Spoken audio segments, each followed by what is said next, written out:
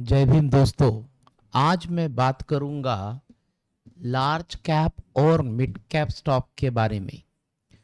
तो मैंने एक रिसर्च किया है, ठीक है, कि स्टॉक के बारे में आपको रिसर्च कैसे करनी है। तो एक टर्म होता है RCOE।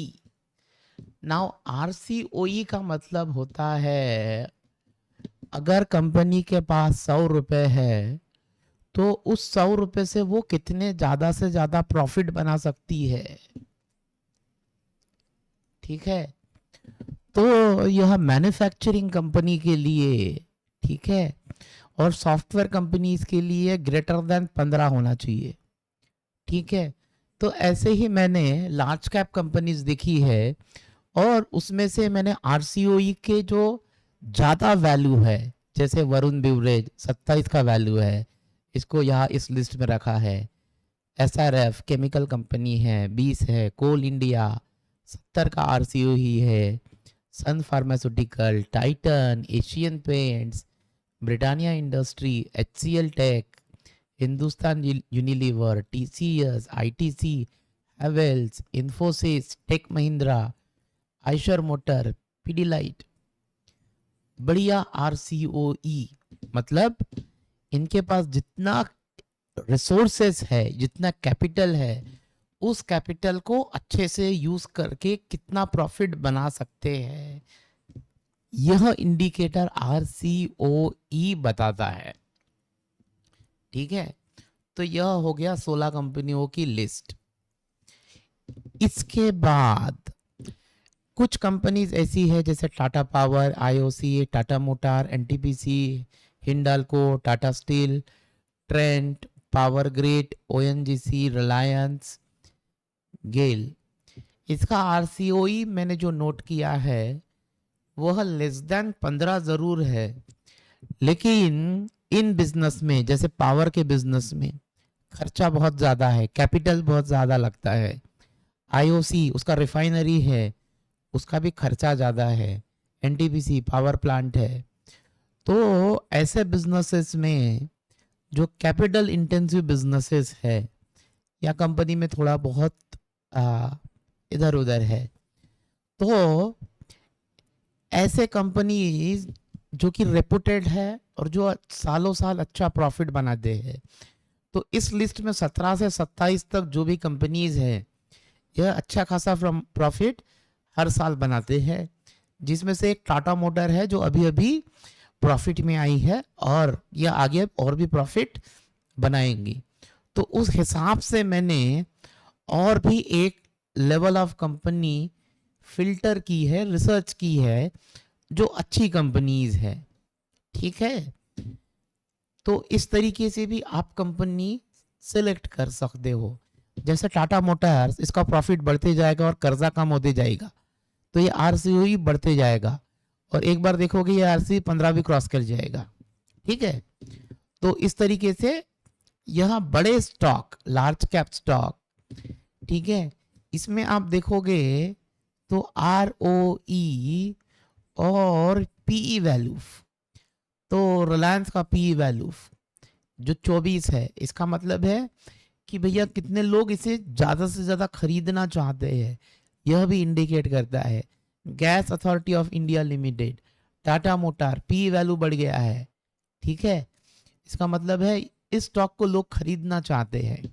ठीक है, तो इस हिसाब से भी आप स्टॉक का एनालिसिस कर सकते हैं। तो यह भी बहुत अच्छी लार्ज कैप कंपनीज है। और साथ ही साथ जो बैंक का स्टॉक होता है उसका आरसीओई हमेशा 15 से नीचे होता है। क्यों? क्योंकि बैंक भैया आपसे पैसे लेता है और किसी और को कर्जे में देता है और फिर उससे प्रॉफिट बनाता है, तो इसके लिए आरसीओई बैंक का हमेशा कम होता है। लेकिन आपको कैसे बैंक देखने हैं जो लगातार प्रॉफिट बना रहे हो, जैसे पंजाब नेशनल बैंक हो गया, एसबीआई बैंक हो गया, वो क्वार्टर बाय क्वार्टर प्रॉफिट्स बना रहे हैं। Axis bank, ICICI bank, finance company है बजाज फाइनेंस, एचडीएफसी बैंक। तो यह जो फाइनेंस स्टॉक है, तो इस तरीके से लार्ज कैप में मैंने 33 स्टॉक एनालिसिस किए हैं। किसके बेस पे? RCOE, ROE और PE। ठीक है, जैसे बजाज फाइनेंस का PE बहुत ज़्यादा है, इसे लोग बहुत ज़्यादा खरीदना चाहते हैं। HDFC बैंक का भी PE 15 से ऊपर है, इसे लोग खरीद रहे हैं, इसे भी लोग खरीद रहे हैं।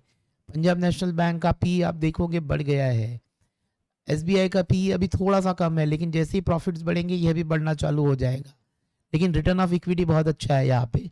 ठीक है, तो आप क्या देख रहे हो? अच्छे बैंकिंग स्टॉक्स और फाइनेंस स्टॉक्स मैंने यहाँ पर लिस्ट किए हैं based upon analysis, RCOE, ROE और PE। अब भैया मैंने लार्ज कैप स्टॉक के बारे में बता दिया, तो मैं अब मिड कैप स्टॉक के बारे में आपको बताऊंगा। जो मिड कैप स्टॉक है, जो हमारा फंडामेंटल है, मैन्युफैक्चरिंग कंपनी, RCOE वैल्यू या ग्रेटर देन 15 होनी चाहिए।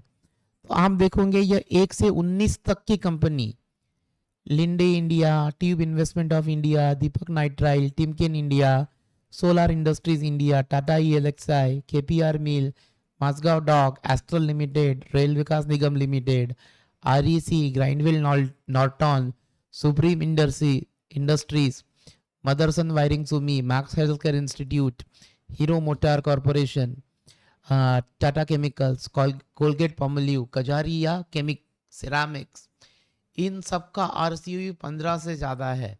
सिर्फ टाटा केमिकल्स ही देखोगे, इसका RCOE अभी थोड़ा सा कम है, लेकिन ये बड़ी अच्छी कंपनी है जो बाद में इसका RCOE बढ़ने की संभावना ज़्यादा है। ठीक है, तो इस बेस पे मैंने एनालिसिस करके यह मिड कैप स्टॉक की एक लिस्ट निकाली है।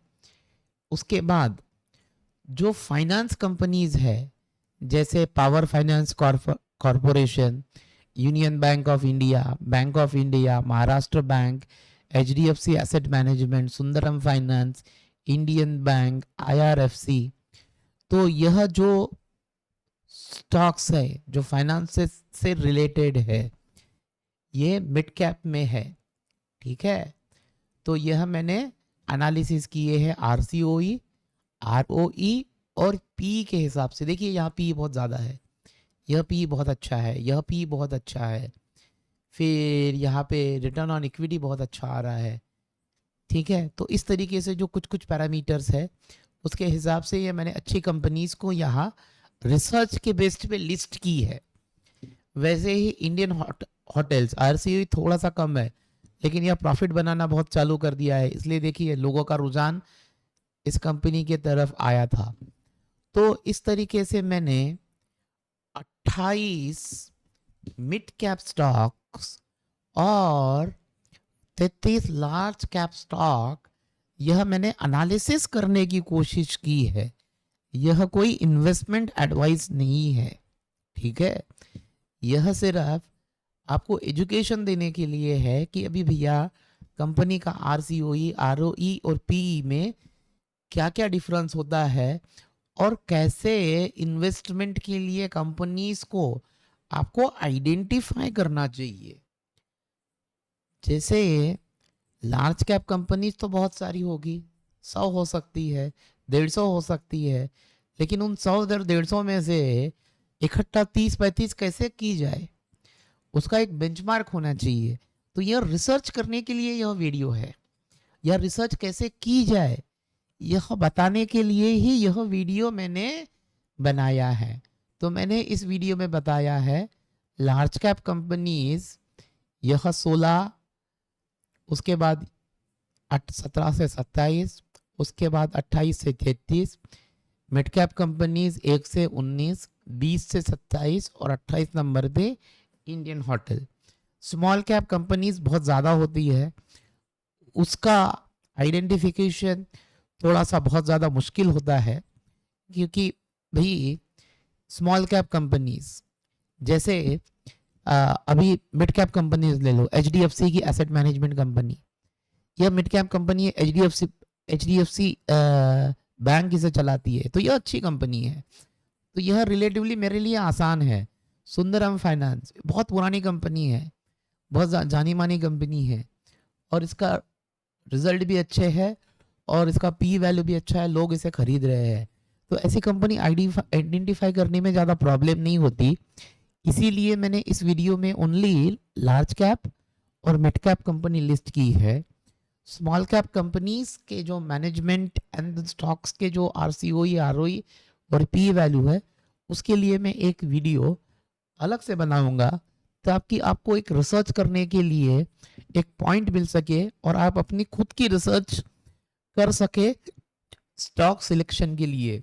तो यह कोई इन्वेस्टमेंट एडवाइस नहीं है, यह सिर्फ और सिर्फ एजुकेशनल पर्पस के लिए बनाया गया वीडियो है। जय भीम।